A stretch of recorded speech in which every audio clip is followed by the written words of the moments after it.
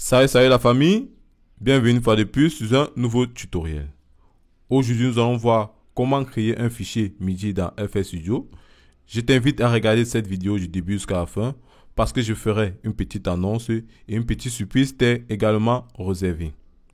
Et je tiens à rappeler pour tous les nouveaux abonnés sur ma page YouTube, je vous invite à cliquer dans la description pour me rejoindre sur ma page Facebook pour ne pas rater les événements à venir parce que je poste d'abord sur ma page Facebook avant d'y poster sur YouTube, raison pour laquelle je vous invite à me suivre également sur ma page Facebook.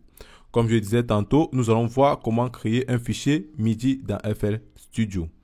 Sans toutefois tarder, allons directement au vif du sujet. La première chose à faire, vous allez créer un dossier MIDI, peu importe l'emplacement de stockage dans votre machine. Moi, je l'ai fait sur un bureau pour question de tutoriel. Le voici ici. Là, sur mon dossier MIDI. Il est déjà créé. Maintenant, je vais ouvrir FL Studio.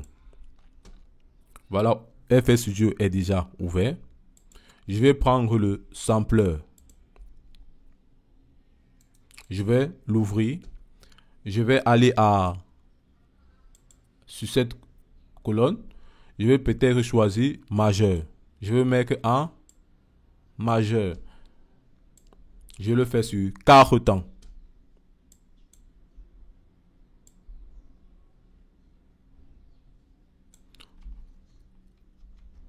Nous allons faire CTRL-C pour copier, CTRL-V pour dupliquer. Et CTRL-SHIFT, vous appuyez sur les directionnels de votre clavier. Pareil, CTRL-C, CTRL-V, vous montez avec votre fichier. Maintenant, nous allons créer ce fichier MIDI. Et je vais vous donner l'importance de vraiment de créer un fichier MIDI. Notre accord de base, c'est C majeur. Nous allons le sauvegarder. Export. Nous allons choisir notre dossier MIDI. Nous allons renommer. Nous allons mettre C majeur. C'est déjà fait. Nous allons ouvrir notre fichier MIDI. Pour ceux qui ne savent pas installer ce fichier MIDI, c'est simple. Vous allez à Options, Paramètres. Vous choisissez l'emplacement de votre dossier sur le bureau, peu importe où vous avez stocké cela. Moi, je l'ai déjà fait. Et c'est tout.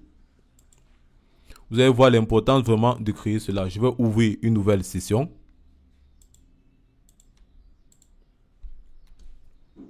Je ouvre toujours mon sampler. Maintenant, je vais ouvrir un VST comme FX. J'ouvre maintenant mon fichier MIDI. Je l'exporte dans mon sampler. Maintenant, j'ouvre mon piano roll. C'est toutes les explications que je suis en train de faire. Normalement, ça ne me prend pas 30 secondes ou 15 secondes. Je vais créer mes accords. Je suis sûr que sur ces accords que je viens de créer, je suis sûr d'avoir une bonne mélodie, quel qu'en soit le cas. Je suis sûr que mes notes ne vont pas sonner fausses.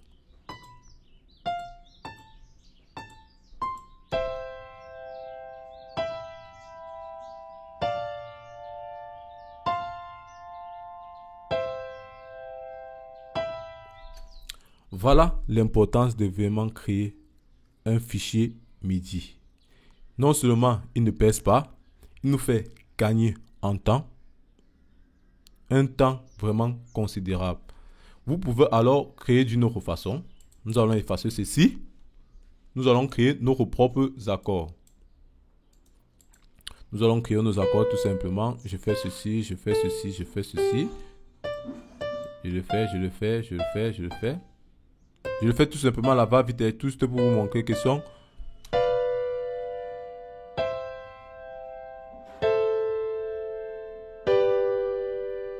Là, j'ai créé mes accords. Je vais le sauvegarder.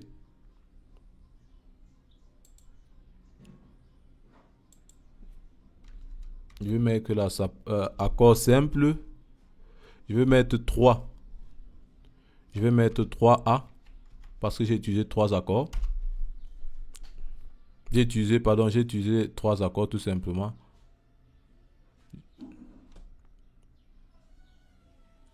Là, c'est déjà créé. Je vais ouvrir une nouvelle session. Je suppose que lors de ta création musicale, tu avais utilisé d'abord ces accords. Maintenant, dans la prochaine ouverture, dans ta prochaine création musicale, tu vas refaire encore ceci, la même manipulation auquel tu vas ouvrir FX.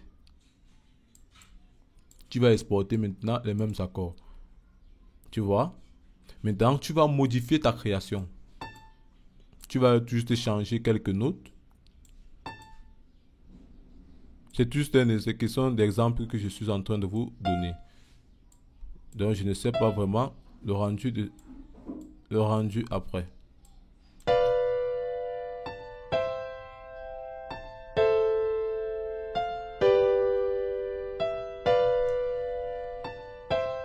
Vous voyez, nous venons de gagner en temps sur la création de nos accords.